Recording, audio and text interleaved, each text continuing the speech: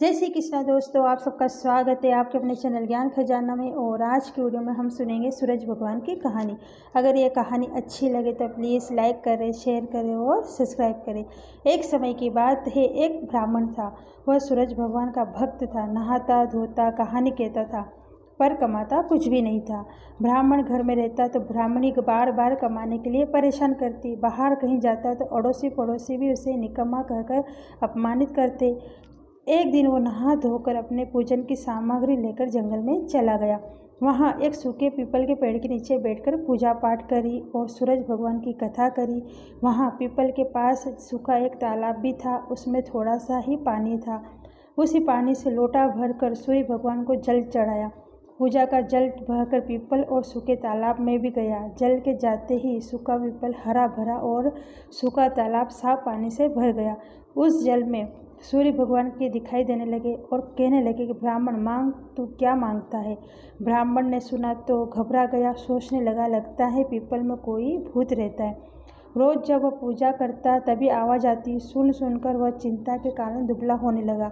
ब्राह्मणी कभी कभी ब्राह्मण से मिलने जंगल आती थी। उसने ब्राह्मण से पूछा, आप दिन प्रतिदिन दुबले क्यों हो जा रहे हो। तब ब्राह्मण ने सारा हाल बताया। तब ब्राह्मणी ने कहा कि आपके बाद ही आवाज़ आती है ना, मुझे तो लगता है कि सूरज भगवान स्वयं आते हैं। इस बार जब आवाज़ आए तो तुम सब कुछ मांग लेना। ब्राह्मण ने बोला, कैसे मांगूँ, ज़्यादा कुछ कहना होगा तो मैं सब भूल जाऊंगा। कोई ऐसी तरकीब बताओ जिससे कि कम शब्दों में ज़्यादा सा मिल जाए। ब्राह्मणी ने कहा, तुम इस प्रकार कहना, 9 खंडे महल के अंदर सोने के पालने में पड़ पोते को दास दासियों द्वारा खिलाते अपनी आंखों से देखो। इस प्रकार लंबी उम्र, महल, बेटे पोते, पड़ पोते और धन सब मिल जाएगा। क्योंकि जब धन होगा तभी तो सोने का पालना, दास दासियाँ होंगे और आंखें घुटने ठीक होंगे, तभी तो पड़ पोते को सोने के पालने में झूला झूला सकोगे और देख सकोगे। दूसरे दिन पूजा के बाद आवाज़ आई तो ब्राह्मण ने वैसा ही कहा जैसा ब्राह्मणी ने समझाया था। सूरज भगवान ने कहा, दिखने में तो तुम भोले लगते हो, पर एक ही बार में सब मांग लिया। सूरज भगवान ने कहा, जा, तेरी इच्छा पूरी होगी। ब्राह्मण जंगल से घर आया तो देखा कि उसकी टूटी हुई झोपड़ी की जगह एक 9 खंडा महल खड़ा है। दास दासी आ जा रहे थे। ब्राह्मण ने उनसे कहा कि यहाँ मेरी झोपड़ी और बूढ़ी ब्राह्मणी थी, कहाँ गई। उसी समय खिड़की से एक सुंदर औरती गहनों और सुंदर कपड़ों से सजी हुई बाहर आई और बोली, आ जाओ, यह अपना ही घर है। सूरज भगवान ने तुम्हारी मनोकामना पूर्ण कर दी है।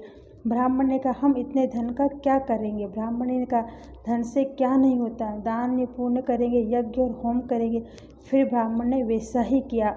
अब सब राजा की जगह ब्राह्मण का गुणगान करने लगे। राजा ने ये सब सुनकर ब्राह्मण को बुलाया और पूछा, कल तक तो आपका खाने के लिए भी नहीं था, आज ये सब धन कहाँ से आ गया, कहाँ चोरी की, कहाँ डाका डाला। ब्राह्मण ने कहा कि ये तो सब सूर्य भगवान की कृपा है और सारी कहानी बताई।